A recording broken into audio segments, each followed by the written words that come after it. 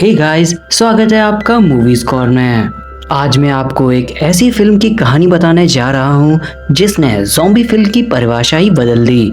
यह फिल्म हमें दिखाती है कि जब इंसानियत एक वायरस के कारण बर्बाद हो जाए तो इंसान असली जानवर बन जाता है। लेकिन उससे पहले आपसे एक हम्बल रिक्वेस्ट है, मैं चाहता हूं कि आप मेरे चैनल को सब्सक्राइब कर दें, साथ ही में हमारी वीडियो को लाइक करें और कमेंट करके बताएं कि अगली वीडियो में आपके लिए कौन सी एक्सप्लेन करूं। साथ ही में कमेंट में ये बताएं कि आपको इस वीडियो में से कौन सा हिस्सा सबसे ज्यादा पसंद आया। तो हमारी कहानी की शुरुआत होती है इंग्लैंड से, जहां की एक रिसर्च फैसिलिटी में कुछ साइंटिस्ट बंदरों पर एक्सपेरिमेंट कर रहे थे। यहाँ मौजूद सभी बंदरों को एक रेज वायरस से इन्फेक्टेड कर दिया गया और इसलिए इन सभी बंदरों में एग्रेसिवनेस ज्यादा ही आ गई थी। साइंटिस्ट इस वायरस को डालकर ये पता करना चाहते थे कि आखिरकार ये वायरस किसी जानवर या इंसान के अंदर कैसे बिहेव करता है। लेकिन रिसर्च के दौरान हम कुछ लोगों को उस रिसर्च लैब के अंदर जाते हुए देखते हैं। दरअसल में ये लोग एनिमल लिबरेशन की तरफ से आए हुए थे। इन लोगों की ऑर्गेनाइजेशन कई सारे एनजीओ चलाती है और इन लोगों का काम है कि जो भी जानवर मुसीबत में हो उसे आजाद कर देना। और इसलिए ये लोग यहाँ पर आए हुए थे ताकि यहाँ मौजूद सभी चिंपांजियों को ये लोग आजाद कर सकें। जैसे ही ये लोग उन चिंपांजीज को आजाद कराने लगते हैं, तभी वहाँ पर एक साइंटिस्ट आता है जो उन लोगों से कहता है कि तुम लोगों को ये नहीं करना चाहिए। वो उनसे ये भी कहता है कि इन चिंपांजीज के अंदर एक वायरस को इंजेक्ट किया है और अगर आप लोग इनके करीब गए तो ये वायरस आपके लिए बहुत ज्यादा खतरनाक हो सकता है। लेकिन ये लोग उसकी नहीं सुनते और केज का दरवाजा खोल देते हैं, जिसके बाद वो चिंपांजी इन लोगों पर अटैक करने लग जाते हैं। इन चिंपांजीज का पहला शिकार एक लड़की बनती है जिसे वो काट लेते हैं। देखते ही देखते वो लड़की अजीब तरह से बिहेव करने लगती है और हम समझ पाते हैं कि वो एक ज़ॉम्बी में ट्रांसफॉर्म हो गई है। वो अपने माउथ से खून की उल्टियां करती है। वो खून उसके साथियों पर भी लग जाता है, जिससे आसपास मौजूद लोग भी इन्फेक्टेड होने लग जाते हैं। लैब का डॉक्टर उस लड़की को मारने की कोशिश करता है, लेकिन वो इससे पहले कुछ भी कर पाता वो लड़की उस डॉक्टर को वहीं पर काट लेती है। इसके बाद ये वायरस बहुत तेजी से फैलने लगा, क्योंकि जो लोग भी इस वायरस के कांटेक्ट में आ रहे थे वो सभी एग्रेसिव बनते जा रहे थे। जिसके बाद इस वायरस ने उस शहर को पूरा इन्फेक्टेड कर दिया और धीरे धीरे पूरी कंट्री और पूरी अर्थ पर कब्जा बना लिया। जिसके बाद हमारी कहानी 28 दिनों के बाद शुरू होती है। यहाँ हम एक इंसान को हॉस्पिटल बेड से उठता हुआ देखते हैं जो काफी सालों से कोमा में था। वो अपनी आंखें खोलता है और वो बाहर के नज़ारे देखता है, जहाँ उसे हॉस्पिटल के अंदर कोई भी इंसान नहीं नजर आ रहा था। हॉस्पिटल के अंदर सामान काफी बुरी तरह से बिखरा पड़ा था, लेकिन कोई भी इंसान नजर नहीं आ रहा था। जब वो हॉस्पिटल से निकलकर शहर की गलियों में घूमता है, तब भी कोई किसी प्रकार की हलचल नहीं हो रही थी। जिसके बाद वो वहाँ मौजूद एक चर्च में जाता है। वो चर्च में जाकर जब देखता है तो वो बहुत ज्यादा हैरान हो जाता है, क्योंकि चर्च के अंदर बहुत समय से डेड बॉडीज पड़ी थी जो कि अब सड़ने भी लगी थी। वो ये सब समझ नहीं पा रहा था कि आखिरकार ये सब क्या हो रहा है। इसी दौरान चर्च के फादर उसकी तरफ लंगड़ाते हुए आ रहे थे, साथ ही में वो खून की उल्टियां कर रहे थे। ये देखकर जिम बहुत ज्यादा डर जाता है और वहां से भाग निकलता है। यहाँ जिम जब भाग रहा था तभी उसके पीछे और भी ज़ॉम्बीज पड़ जाते हैं। वो अपने आप को बचाने के लिए इधर उधर भागने की कोशिश करता है, लेकिन तब वहाँ पर दो आदमी आते हैं जो उन ज़ॉम्बीज पर आग फेंक कर उन्हें जला देते हैं। इसकी वजह से वो ज़ॉम्बीज जल जाते हैं और जिम अपनी जान को बचा पाता है। वो दोनों आदमी जिम को उस जगह पर लेके जाते हैं जहां वो खुद छुप कर रह रहे थे। वो दोनों लोग अपने मास्क को उतारते हैं और हम देख पाते हैं कि एक में लड़का है और एक में लड़की, जिसमें लड़के का नाम मार्क है और लड़की का नाम सेलेना। वो लोग जिम से सवाल करते हैं कि आखिरकार तुम बाहर क्या कर रहे थे। जिम बताता है कि वो कोरियर डिलीवरी का काम करता था। उसका एक कार से एक्सीडेंट हो गया, जिसके बाद वो कोमा में चला गया। और जब आज उसे होश आया तो उसने ये सारी चीजों को होते हुए देखा और वो बताता है कि मुझे कुछ समझ नहीं आ रहा कि आखिरकार इस दुनिया में चल क्या रहा है। मार्क उसके सवालों का जवाब देता है और उससे कहता है कि एक वायरस ने इस पूरी दुनिया को अपनी चपेट में ले लिया है और अब इस दुनिया में बहुत कम सर्वाइवर बचे हुए हैं। मार्क कहता है कि उसे लगने लगा था कि उसके और सेलेना के अलावा कोई भी इंसान अब जिंदा नहीं है, लेकिन आज तुम मुझे मिल गए तो हो सकता है कहीं ना कहीं इस दुनिया में और भी सर्वाइवर मौजूद हों।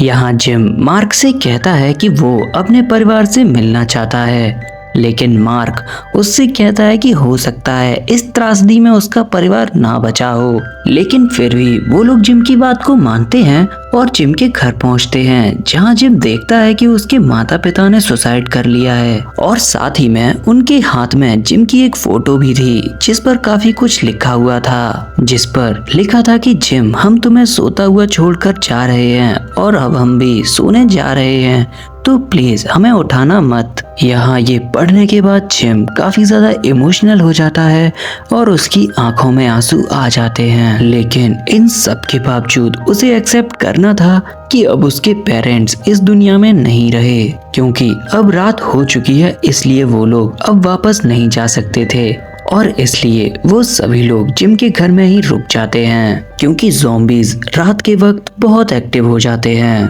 रात को जब वो लोग सो रहे थे तभी उन पर 2 ज़ॉम्बीज अटैक करते हैं। ये ज़ॉम्बीज दरअसल में जिम के नेबर्स थे, जिन्हें मार्क और सेलेना मिलकर मार देते हैं। लेकिन इस फाइट के दौरान एक ज़ॉम्बी मार्क को काट लेता है, यानी अब मार्क भी जो उनके साथ अब तक चल रहा था वो भी अब एक ज़ॉम्बी बन जाएगा। यहाँ पर सेलेना हिम्मत जुटाती है और ना चाहते हुए मार्क को वहीं पर मार देती है। और अब इस ज़ॉम्बी वर्ल्ड में सेलेना और जिम ही जिंदा बचे थे। इसके बाद वो लोग वहाँ से बाहर निकलते हैं और देखते हैं कि एक बड़ी सी बिल्डिंग में लाइट ब्लिंक हो रही थी। उन लोगों को लगने लगता है कि हो सकता है वहाँ पर कोई इंसान अभी भी जिंदा हो। वो लोग उस बिल्डिंग में ऊपर चढ़ने लगते हैं कि तभी उनके पीछे ज़ॉम्बी आ जाते हैं। तभी वहाँ पर एक आदमी आकर उन लोगों को उस ज़ॉम्बी से बचाता है। वो जिम और सेलेना को लेकर अपने घर के अंदर आता है और अपना मास्क उतारता है। वो कहता है कि मेरा नाम फ्रैंक है और मैं अपनी बेटी के साथ रहता हूँ और अगर तुम लोग चाहो तो तुम लोग भी मेरे साथ रुक सकते हो। यहाँ पर फ्रैंक उन्हें बताता है कि कुछ दिनों से एक रेडियो ट्रांसमिशन चल रहा है जिसमें ये बताया जा रहा है कि इस वायरस का इलाज मौजूद है और एक जगह पर लोगों को सेफली रखा गया है और उन लोगों ने रेडियो के जरिए अपना एड्रेस भी बताया है ताकि लोग उसके पास आ सकें। लेकिन सेलेना इस बात को नहीं मानती और कहती है कि ये एक रिकॉर्डेड मैसेज है, लेकिन उन लोगों को इसके सिवा और कोई उम्मीद भी नजर नहीं आ रही थी।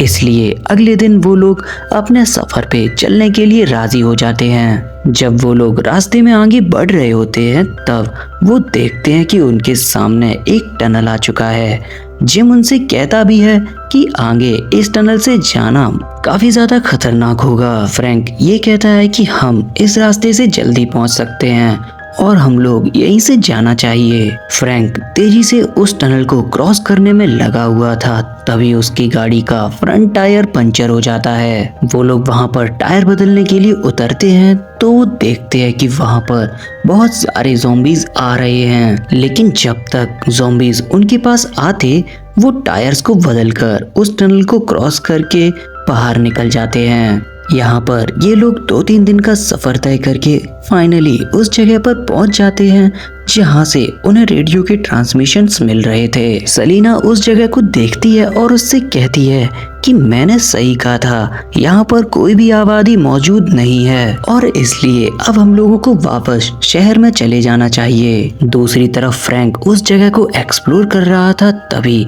वो एक डेड बॉडी को देखता है जो कि एक टावर पे पड़ी थी। फ्रैंक टावर में एक डंडा मारता है, तभी वो डेड बॉडी हिलती है और उसका ब्लड आकर फ्रैंक की आंखों में गिर जाता है। यानी कहीं ना कहीं अब फ्रैंक भी इन्फेक्टेड हो चुका है। फ्रैंक की बेटी हना उसके पास जाने की कोशिश करती है, लेकिन फ्रैंक उसे पीछे कर देता है। जिम वहाँ पड़े बेसबॉल बैट को उठाता है और फ्रैंक को मारने ही जाता है, तभी एक आर्मी सोल्जर आकर अपनी गन से फ्रैंक को मार देता है। वो आर्मी ऑफिसर उन सभी को अपनी गाड़ी में बिठाकर सेफ जगह पर लेकर जाता है। वहाँ उनकी मुलाकात मेजर हेनरी से होती है, जो उनसे कहता है कि वो लोग अब सेफ जगह पर आ चुके हैं, क्योंकि उसने वहाँ की बाउंड्रीज को काफी ज्यादा एक्सपेंड कर दिया है। हेनरी जिम को एक आर्मी ऑफिसर दिखाता है जो कि काफी समय पहले ज़ॉम्बीज से इन्फेक्टेड हो गया था और इसलिए उसने उस सोल्जर को मारने की जगह चेन से बांध दिया था। उसने इस ज़ॉम्बी को इसलिए जिंदा रखा था ताकि वो ये जान सके कि ये ज़ॉम्बी बिना खाए पिए कितने दिनों तक जिंदा रह सकते हैं। रात को वो लोग जब डिनर कर रहे होते हैं, तभी उन्हें एक ब्लास्ट की आवाज सुनाई देती है और उन्हें पता चल जाता है कि ज़ॉम्बीज उनके एरिया में अब आ चुके हैं। वो लोग बाहर जाकर सभी ज़ॉम्बीज को मार देते हैं। जब वो वापस आते हैं तो देखते हैं कि एक आर्मी ऑफिसर सलीना के साथ बदतमीजी कर रहा है। यहाँ जिम सलीना को बचाने के लिए उसे मारने लगता है, तभी हेनरी आकर उस आर्मी ऑफिसर को वहाँ से बाहर भेज देता है। यहाँ हमें एक बात बताई जाती है, जो ये थी कि हेनरी ने एक फेक ट्रांसमिशन चलाया था, जिसके जरिए वो बाकी सर्वाइवर को ढूंढ सके और जो लड़कियां हो उनका मिसयूज कर सके। और ये बात जब जिम को पता चलती है तो वो हना और सलीना को लेकर वहाँ से भाग निकलता है, लेकिन मेजर हेनरी अपने ऑफिसर्स को बुलवाकर उन्हें रोक लेता है और इन सभी चीजों में वो लोग जिम को बेहोश कर देते हैं। तो दोस्तों, कहानी एक ऐसे पॉइंट पर आ चुकी है जहाँ इंसान इंसान का दुश्मन बन चुका है। खैर, यहाँ पर इन सभी लोगों की मदद करने के लिए एक सोल्जर आगे भी आता है, जो उन सबको गन पॉइंट कर लेता है और जिम सलीना हना से कहता है कि वो लोग यहाँ से चले जाएं, लेकिन आर्मी उस सोल्जर और जिम को पकड़ लेती है और उन्हें एक रूम में बंद कर देती है। वो सोल्जर जिम को बताता है कि मेजर हेनरी एकदम पागल हो गए हैं। उन्हें लगता है कि ये वायरस इस जगह से बाहर पहुंच गया है, लेकिन सच तो ये है कि ये वायरस पानी और पहाड़ को कैसे क्रॉस करके पहुंच जाएगा। लेकिन ये बात उन्हें समझ नहीं आती। वो यहाँ पर अपनी एक नई दुनिया बनाना चाहते हैं। फिर वहाँ पर आर्मी के लोग उन दोनों को फॉरेस्ट में लेकर आते हैं ताकि वो लोग उन दोनों को वहाँ पर मार सकें। वो लोग उस सोल्जर को शूट कर देते हैं, लेकिन जिम अपनी जान को बचाकर वहाँ से भाग निकलता है। वो जख्मी हालत में भाग भाग कर थक चुका था और तब वो थक कर वहाँ पर गिर जाता है। वो जब आसमान की ओर देखता है तो उसे नजर आता है कि एक एरोप्लेन हवा में उड़ रहा है, यानी कहीं न कहीं वो सोल्जर सच कह रहा था। दूसरी तरफ इन लोगों ने हैना और सलीना को अपने कब्जे में रख रखा था। जिम उन्हें बचाने के लिए एक प्लान बनाता है और कैंप के पास लगे हुए सायरन को बजा देता है, जिससे बाकी लोगों को लगने लगता है कि वहां पर ज़ॉम्बीज ने अटैक कर दिया है। मेजर हेनरी अपने लोगों को लेकर उस तरफ जाने लगते हैं। मौका देखकर जिम वहाँ के लोगों को मार देता है, लेकिन हेनरी वहाँ से बचकर भाग निकलता है। जिम उसके पीछे पीछे जाता है और मिलर को खोल देता है। मिलर वही कैदी है जो ज़ॉम्बी से इन्फेक्टेड हो चुका था। वो ज़ॉम्बी सोल्जर जब आज़ाद हो गया था तो उसने बाकी के सोल्जर्स को भी काटकर इन्फेक्टेड कर दिया। यहाँ पर सब लोग अपनी अपनी जान को बचाकर भागने लगते हैं, जिसके बाद जिम सलीना और हना को ढूंढ लेता है। हम यहाँ समझ पाते हैं कि जिम कहीं ना कहीं सलीना से प्यार करने लगा है और अब तक जो उसने किया तो सिर्फ अपने प्यार के लिए। लेकिन तभी हना वहाँ पर आकर जिम पर एक बॉटल से अटैक कर देती है, क्योंकि उसे लग रहा था कि जिम इन्फेक्टेड हो गया है। इसके बाद ये तीनों वहां से भागने के लिए एक कार में जाकर बैठने लगते हैं। जब वो लोग कार का दरवाजा खोलते हैं तो देखते हैं कि मेजर हेनरी उस कार के अंदर पहले से ही बैठा हुआ है। हेनरी जिम को देखता है, वैसे ही वो उसको शूट कर देता है और कहता है कि तुम्हारी वजह से मेरे सारे सोल्जर्स मर गए। यहाँ पर हैना एक ट्रिक करती है। वो गाड़ी को फुल स्पीड पर बैकवर्ड ले जाती है, जहाँ पीछे से वो ज़ॉम्बी सोल्जर आ रहा था। वो गाड़ी के पीछे वाला कांच का शीशा तोड़कर कैप्टन हेनरी को काट लेता है और उसे खींचकर अंदर ले जाता है। इसके बाद वो तीनों लोग अपनी जान को बचाकर वहां से निकल जाते हैं। दरअसल में जो गोलियां मेजर हेनरी ने जिम के ऊपर चलाई थी वो जिम को छूकर निकल गई थी, इसलिए जिम की जान बच जाती है। जब जिम की आंख खुलती है कि वो देखता है कि वो एक कॉटेज में है जहाँ सेलेना सिलाई कर रही थी, तभी उन्हें एक एरोप्लेन की आवाज सुनाई देती है, जिसके बाद वो लोग कपड़ों की मदद से सिग्नल को भेजते हैं। वहाँ एरोप्लेन के लोग उन लोगों को देख लेते हैं और उन लोगों को बचाकर यहाँ से ले जाते हैं और इसी के साथ ये कहानी यहाँ पर खत्म हो जाती है। तो दोस्तों ये थी कहानी 28 डेज लेटर की। आपको ये एक्सप्लेनेशन कैसा लगा प्लीज कमेंट करके हमें बता दीजिए और साथ ही में हमें ये बताइए कि आपको इस वीडियो का बेस्ट पार्ट कौन सा लगा। हम मिलेंगे आपसे एक और नई वीडियो में, तब तक के लिए थैंक्स फॉर वॉचिंग।